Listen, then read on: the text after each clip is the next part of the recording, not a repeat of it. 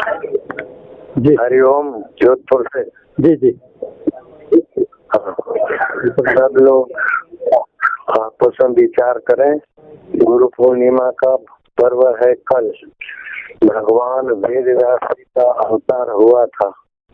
व्यास पूर्णिमा को विश्व का सर्वश्रेष्ठ और प्रथम दर्शन शास्त्र रचा था भगवान वेद व्यास ने, शुरू किया था आज के दिन। महाभारत महापुरुष ने पूर्ण किया था आज के दिन।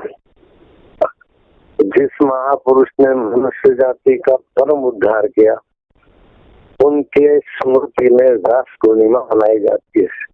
और उनकी स्मृति इतनी सुखदायी है, इतनी ज्ञानप्रद है, इतनी करुणा वर्मा से भरी है कि भगवान कृष्ण और भगवान राम जी भगवान वेद व्यास जी के ग्रंथ शास्त्र और व्याख्या को आज से सुनते सुनाते हैं, प्रमाणभूत मानते हैं।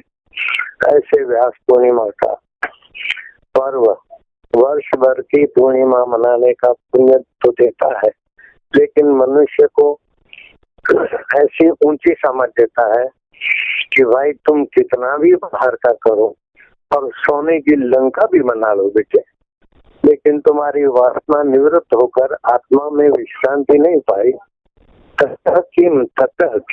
आद्य शंकर फिर क्या हुआ? रावण की दशा हो गई। हिरण्याकश्यपु ने ऐसी तपस्या की और ऐसा बुद्धिमान था, हिरणपुर बना दी।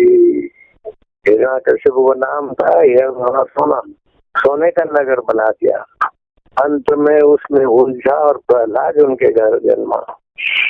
और जलथल में जो अपना अंतर आत्मा है, उसके सुख में वो आया नहीं तो पुत्र के रूप में भगवान ने उसके घर प्रहलाद को भेजा। और आखिर में हिरण्याकश्यपु सारा संसार के वैभव से थका और प्रहलाद सफल हो गया। ऐसा इतिहास भरा पड़ा है। राजा नृग मरने के बाद किरकिट हो गया, बड़ा प्रसिद्ध राजा था। राजा अजगर बन गया। तो कबीर जी कहते हैं क्या करिए क्या जोड़िए थोड़े जीवन का, जो छोड़ी छोड़ी सब जात है।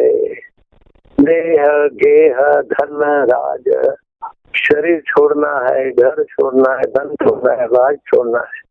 तो तुम ऐसा कुछ करो कि तुम्हारे को शाश्वत सुख मिले। तो भैया बहनों भाइयों, शाश्वत सुख तुम्हारे से दूर नहीं है। लाला लालिया दूर नहीं है, परे नहीं है, पराया नहीं है, तुम्हारा अपना आत्मदेव है, जिसको बोलते हैं आत्मज्ञान। आत्मज्ञानात् परम ज्ञानम न विद्यते। आत्मज्ञान से बढ़कर कोई ज्ञान नहीं है। आत्म सुखात परम सुखम न विद्यते। भाइयों बहनों साधकों, आत्म सुख से बड़ा कोई सुख नहीं है। आत्म लाभात परम लाभम न विद्यते। आत्म लाभ से परम लाभ कोई नहीं है। इसलिए रात्रि को सोते समय क्या मिला और छूट जाने वाला क्या है? अछूट के लिए कितना हुआ।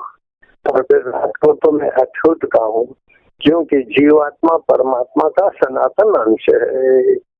शरीर 5 भूतों का है, वो 5 भूतों में ही मर के यहाँ रह जाएगा। तुम अमर हो। हरि सम जग कछु वस्तु नहीं। भगवान की सत्ता चेतना के सामने जगत माना नहीं रखता। और हरि को पाने के लिए प्रेम का रास्ता, उसके बराबर कोई रास्ता नहीं। हम बैठे सत्संग में, जूते बाहर उतारे, कुत्ता उन जूतों तो पिचकारी मार है, हमें परवाह नहीं। लेकिन हमारा तुम्हारा जूता देखकर हम उठेंगे, क्योंकि जूता हमारा है।